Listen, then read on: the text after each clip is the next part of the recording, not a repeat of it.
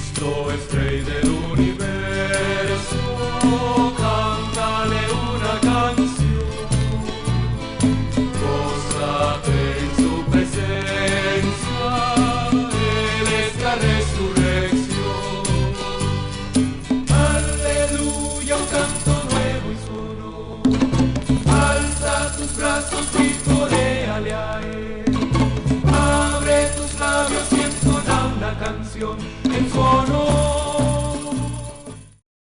Feliz fiesta de Cristo Rey, hermanos y hermanas. Ya en este mes de noviembre al final, mes dedicado a la familia en que hemos orado, nos hemos esforzado particularmente para hacer nuestro círculo vital mejor, hemos aportado, hemos perdonado, hemos aprendido también a ceder y a saber que la familia va a estar como estemos cada uno de nosotros, como estén todos sus miembros. Y hoy concluye la Iglesia este año litúrgico con la solemnidad de la fiesta de Cristo, Rey del universo.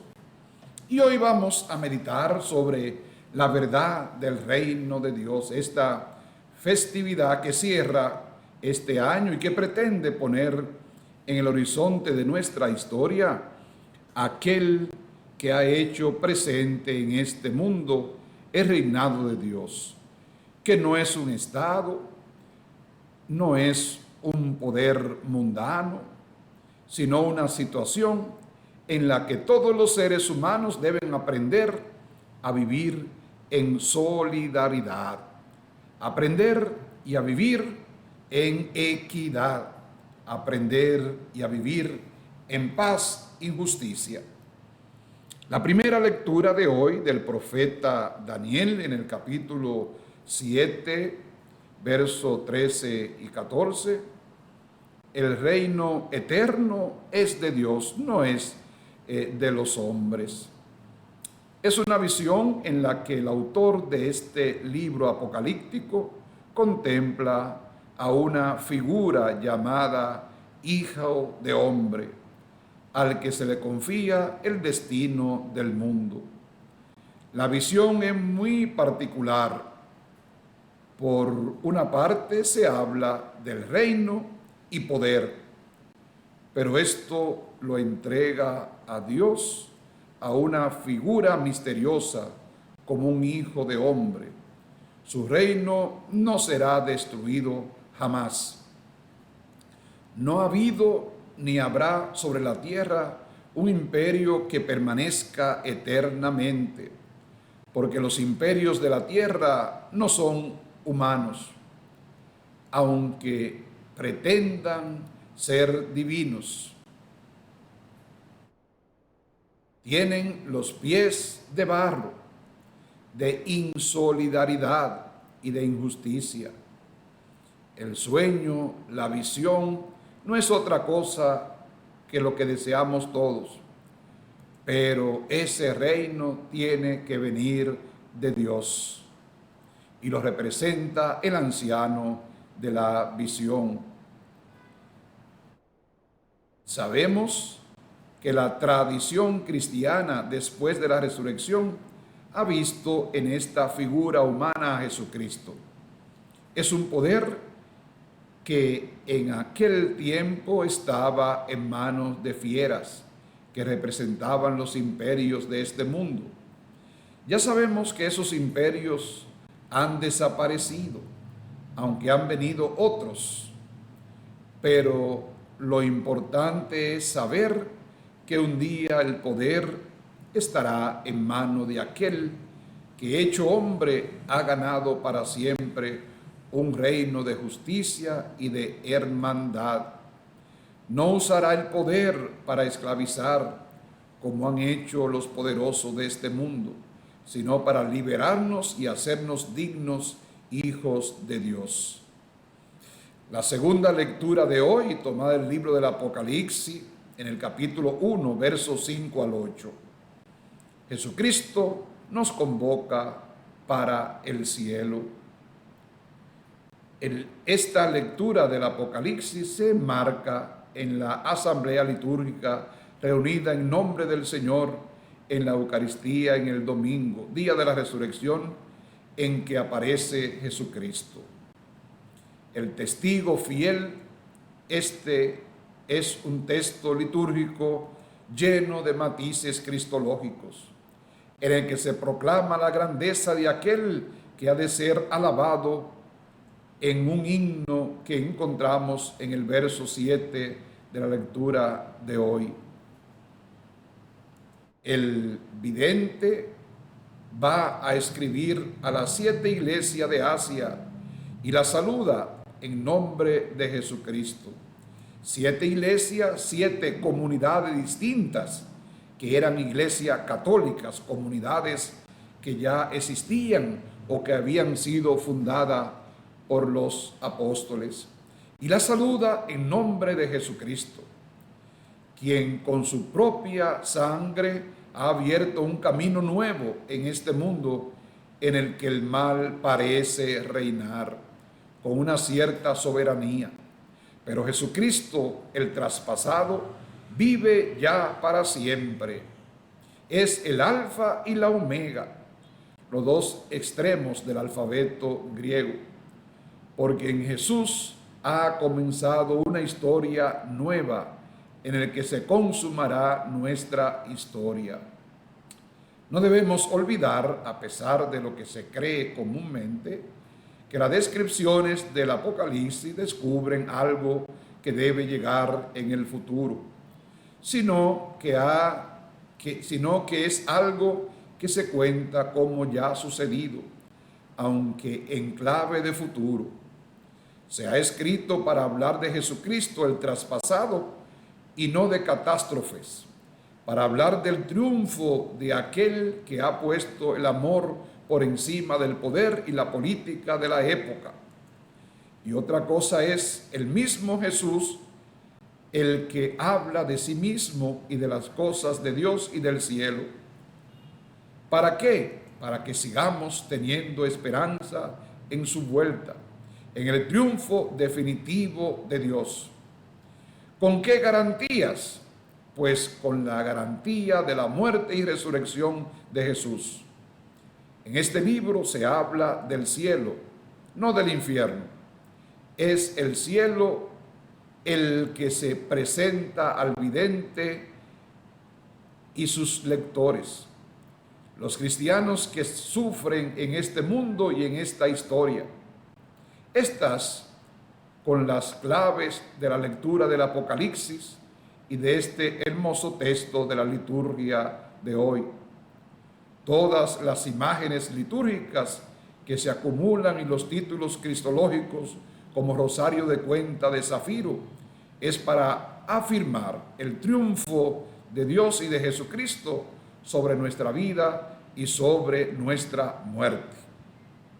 Hoy, al final de este ciclo B, tomaremos un texto del Evangelio de Juan en el capítulo 18 del 33 al 37. Al ser una solemnidad de Cristo Rey, la Iglesia generalmente escoge un texto joánico para hablarnos más específicamente sobre este reinado. Este texto forma parte del juicio ante el prefecto romano Poncio Pilato, que nos ofrece el Evangelio de Juan.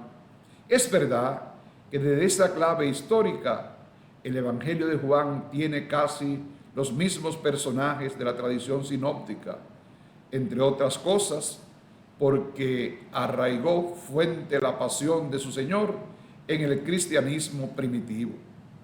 La resurrección que celebraban los primeros cristianos no se podía evocar sin contar y narrar por qué murió, cuándo murió y a mano de quién murió.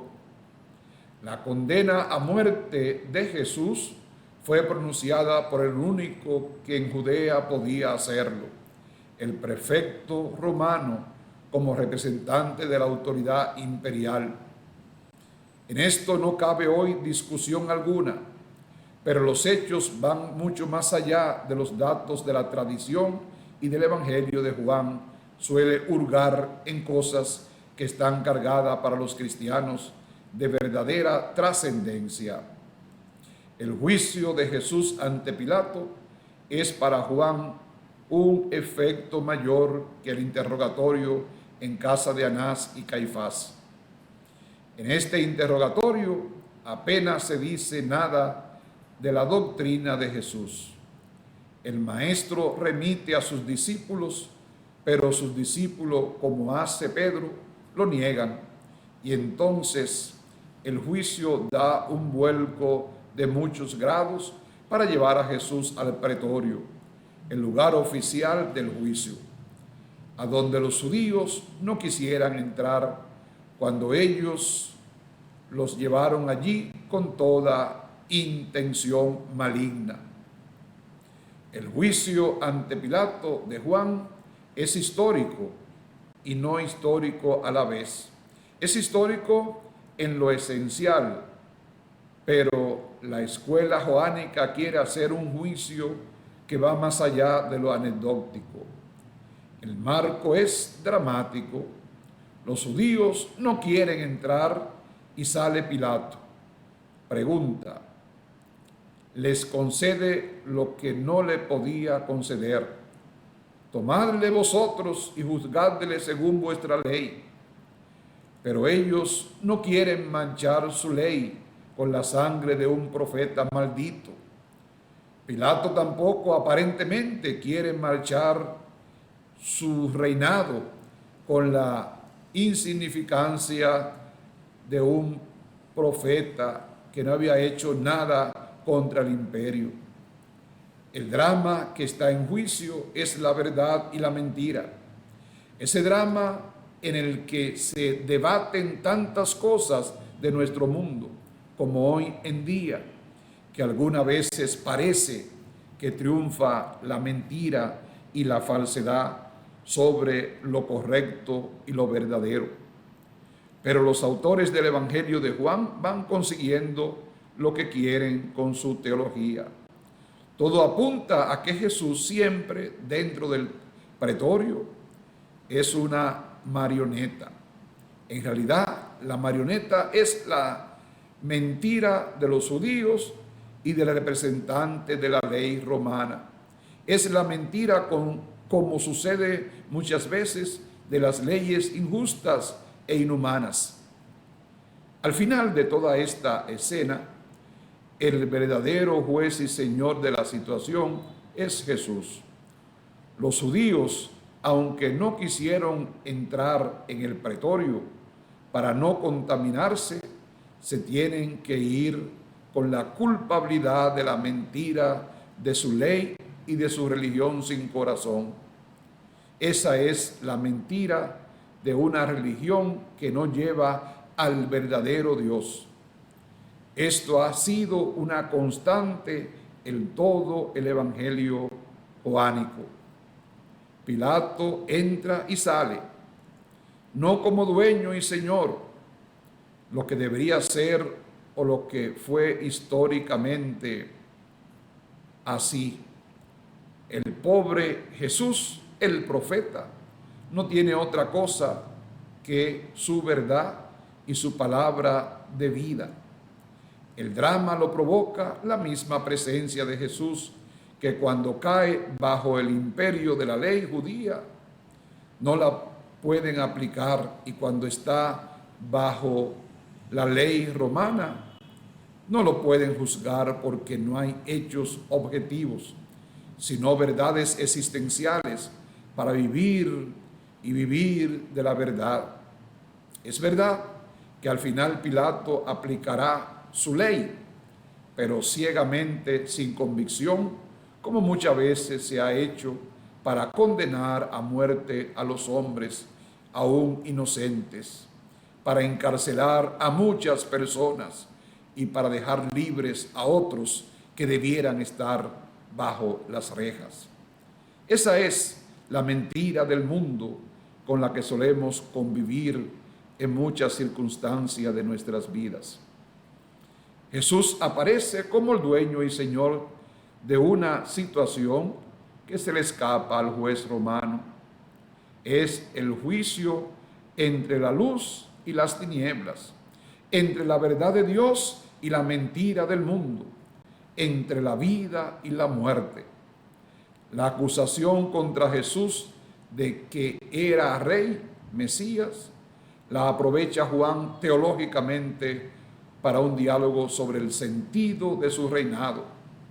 Este no es como los reinos de este mundo, ni se asienta sobre la injusticia y la mentira, ni sobre el poder de este mundo. Allí pues, donde está la verdad, la luz, la justicia, la paz, allí es donde reina Jesús. No se construye por la fuerza, ni se fundamenta políticamente. Es un reino que tiene que aparecer en el corazón de los hombres, que es la forma de reconstrucción de esta historia. Es un reino que está fundamentado en la verdad, de tal manera que Jesús dedica su reinado a dar testimonio de esta verdad. La verdad que procede de Dios, del Padre. Solo cuando los hombres no quieren escuchar la verdad, se explica que Jesús sea juzgado como lo fue y sea condenado a la cruz. Esa es la verdad que en aquel momento no quiso escuchar Pilato, pues cuando le pregunta a Jesús qué es la verdad, sale de la presencia para no escuchar, para justificar su condena posterior. Juan nos quiere decir que Jesús es condenado porque los poderosos no quieren escuchar la verdad de Dios. Y cuántas veces nosotros también somos apáticos, cuántas veces justificamos y adornamos y aderezamos mentiras para que parezcan verdad, y las justificamos aún sabiendo en el fondo que no son posturas correctas.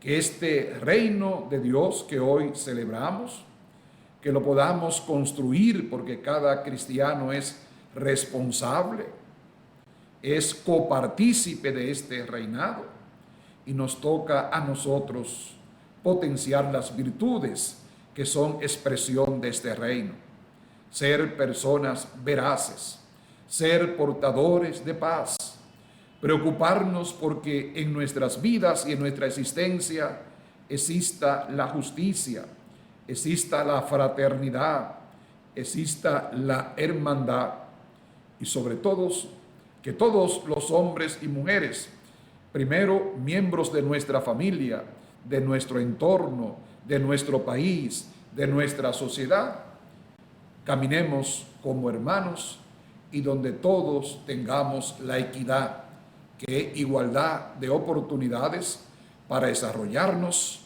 para vivir en familia, para vivir positivamente, para que podamos vivir todos por adelantado lo que será el reino definitivo y universal de Jesús.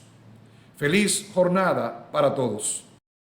Cristo es Rey del universo, cántale una canción, gózate en su presencia, Él es la resurrección.